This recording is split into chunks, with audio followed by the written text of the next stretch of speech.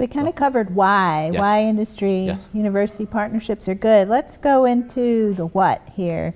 What are the ingredients of a successful academic industry partnership? You've all had experiences one way or another. I think Roy and Bob have had many experiences. Dave, you've had a few. Why don't you tell us a little bit about what you think helps? I think if I was going to identify anything, for me, it's been very clear communication on both sides about what the expectations are and what the deliverables will be on those expectations, and then execution of that. So I think for me, the most important part to maintaining our good relationship is a constant and clear communication of what they want from us.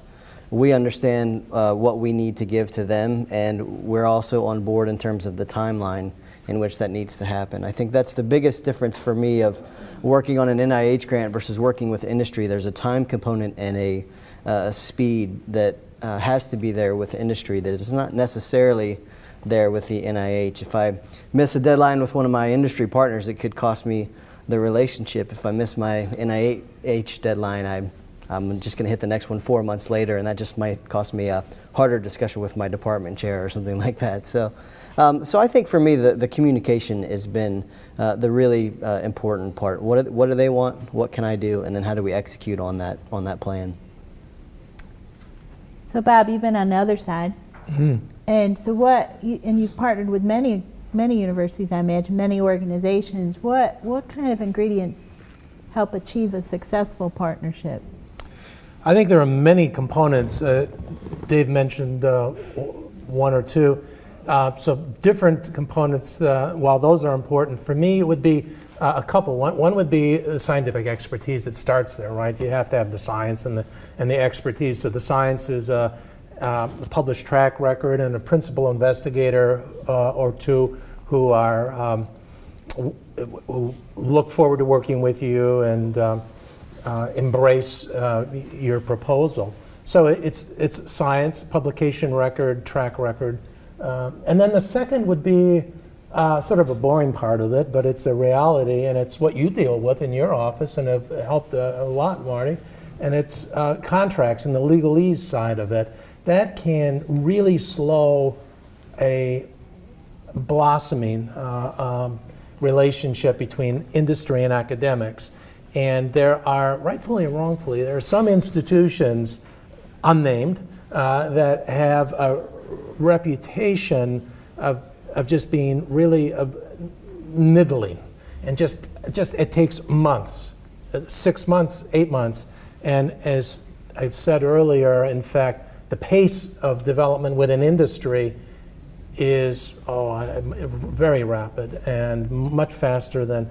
I spent time in labs at Yale and the University of Iowa and Stanford, and then moved to industry, and I was aghast at how quickly things move along and decisions are made to continue programs or stop programs. So because the pace is there and it's fast within industry, we can't spend a lot of time with the contracts and grants. So I think scientific expertise, principal investigator who has a track record in the area that you have an interest in, joint mutual interest, and then the grants and contracts piece of it.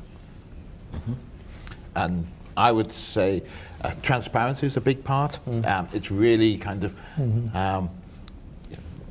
you don't want to work with a company that's taking all of the data and not sharing the value it's creating for them back to you. And from a industry point of view, you don't want to be working with a PI that's telling everybody about this brilliant new results that they've got that has been sponsored by a company. So really, it's the whole communication, the transparency, that's all very, very critically important. And